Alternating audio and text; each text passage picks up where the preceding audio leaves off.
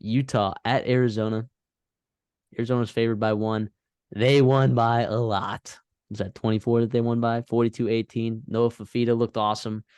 You know who did look good in this game, though? Well, aside from the interceptions, Bryson Barnes kind of threw the Oh ball no, around the yard a little bit. But they moved the ball well most of the game, which to me was like that was why I picked Arizona. Was like I don't think they can do that down to down consistency, and they really did. Obviously, the turnovers hurt them by not being able to sustain the finish landslide of drives. the first quarter that was 21-0. Were they up 28-0 It was at one 28 point? nothing. Yep. Jeez. Yeah, it was a landslide and fast. And it was right away we both knew that we'd both cash when we picked Arizona -1. So Dare I call Arizona a wagon? Dare I call them? dude, they're so good, man. Like They're if Oregon 10-1 State right now against the if Oregon spread. State beats Oregon, I don't know what the tiebreakers are, but I'm pretty sure Arizona can get in the Pac-12 championship if Oregon State wins. I think I assume it would have to be something with conference wins, and depending on like the outcomes of the week 13 games for the Arizona's opponents versus Oregon's opponents, whatever, like, or they're kind of like I don't know exactly, but they're still mathematically not eliminated. And to be honest, I would love to see Arizona another crack at Washington. Now, obviously, everyone wants to see the rematch of Oregon, Washington, but you mentioned it. Arizona and Fafita are just playing so well that whoever gets them in a bowl game, good luck to you. Yeah. So Arizona and Oregon did not play each other this year, right? So if Arizona wins next week against Arizona State and Oregon loses to Oregon State, uh, this is the tiebreaker for it to play in the conference championship, assuming Washington wins, right? Which actually it wouldn't matter, I guess. Washington's already They've already clinched. clinched the They've spot. already clinched. So win percentage against the next highest placed common opponent in the standings, based on record in all games played within the conference, proceeding through the standings. Oregon State. So what? Their common opponent would be Oregon State. Well, and that with the highest win percentage, and that would be Oregon State, and they'd be 9-3. So Arizona would actually get the tiebreaker over Oregon, as crazy as that sounds. And they would be playing for the Pac-12 championship, a rematch against Washington, which, by the way, they could have won that game. Oh yeah, So, Fafita, man. so How that about gets Judd Fish, man? How about a round of applause for Jed Arizona and Judd Fish. Fish? Jed Fish is a stud. I would love it if he was an Aggie. I know you Arizona fans in the comments or hate me Don't saying want to that. hear. I know you guys hate me saying that, and you say it's not possible. I don't know. Your athletic department, so there's a lot of money to be paid out in places. Um, so yeah, it'd be terrible for the football program, but I don't think the athletic department would hate getting a nice little buyout there. But No, in all seriousness, this is a very good Arizona team. I love watching this team. I love watching Noah Fafita. I, I love the way that their defense plays football. Johnny Nansen, I'll say it again, has been doing a fantastic job. Their secondary's been good. I know they gave up 320 passing yards, but generally all year it's been really good. But yeah, so Arizona has the McMillan. tiebreaker over Oregon. If I'm reading this properly, right? If you Arizona fans in there, if if I'm not reading this right or interpreting this right, then please let me know in the comments if I'm not. But it seems like win percentage against the next highest placed common opponent in the standings based on record in all games played within the conference proceeding through the standings. So it's actually conference record win percentage. So, I It'd still be guess, Oregon State.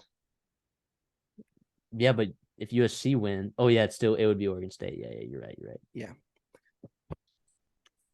Should have beaten Washington, Oregon. Should have beaten Washington. No, I mean, in all likelihood, Oregon wins that game. It won't matter, but uh, I think Arizona, give them a nice bowl game. Give them a good bowl game. I want to see them square off with a good team. Yeah, but I do believe I want to see Arizona Arizona. plays. I want to see Arizona play Clemson. I want to see them play North Carolina. I'd want to see Arizona play LSU. I think those would be really good games. I think that I don't think people should be leaving off the table. So No, I would do want to say this here. Like Oregon State versus Oregon is the Friday before the Saturday. So like Arizona will know their outcome or will know what they're playing for in Saturday, which will not change how they play. I don't believe. I think Jetfish and them they're gonna play hard no matter what. They want to win 9 games this year, but yeah, if Oregon does lose, they're gonna be looking at Arizona and be praying for Arizona State, which it's probably not the team you want to be relying on. But regardless, so in terms of Utah, let's talk Utah here. Kyle Whittingham. Obviously, the big news today, this weekend sucked for you. I know watching that game, you're not used to, but Cam Rising's coming back. There is light at the end of the tunnel. You will, hopefully, injuries will be better next year. And I hate to be already thinking about next year for Utah fans because you do have another game next week. And obviously, the bowl game, whatever, yada, yada, yada. You'll probably beat Colorado. You should. But wow. Good for Cam Rising to be back. Good for Cam Rising. Hey, good for this Utah team. They need that boost at quarterback going into the Big 12.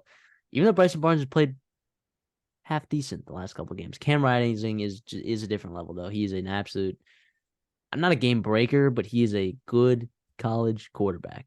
He's a plus player at that position. And he'll be 20 months removed just about. And that's where you start seeing like, okay, now we're back to 100% for especially for quarterbacks, right off that ACL injury. We know he had a little setback, which obviously is frustrating for him. But yeah, the Utah team, I don't fault them for this. Like Arizona's a really good football team. You're all on the road, and they played their A game and they jumped on you, and that's just what happened. But credit them for fighting back. That's Bryson Barnes throw the ball 53 times, and if that's gonna happen, you're probably not gonna win the football game. But he did. We did well. Did well. You got a guy there. Maybe after Cam Rising, Yeah, I don't hate that at all. And Kyle Whittingham, I think he's still done a fantastic job this coaching season. Maybe he's not Pac-12 Coach of the Year, but there are not a lot of coaches that could do what he did this year with this squad, with this injuries against that schedule. I really believe that. So I think he got genuinely the most out of his players that he could have possible. This team is also like physically beat up, right? You played so many physical rosters. Florida. Yeah. Not going to throw Baylor in there, but that's on the road at Baylor, UCLA, Oregon State, Oregon, Washington, and then Arizona. Those are all physical football teams. Maybe not Washington, but like those are all physical football teams. And yeah, sometimes you just run out of gas, especially when you're hurt and banged up. Like it happens. Utah is finally human in the Pac-12. They're finally human. Look, and Cam Rising's going to be 25. Dude can rent a car to drive to these football games that he's going to be playing in next year. I cannot wait to take in the that Big over. 12. Whatever that over is. I swear that over is going to be at 8.5 again. I know it didn't hit this year, but you better believe I'm coming back and going hitching myself to the wagon once again.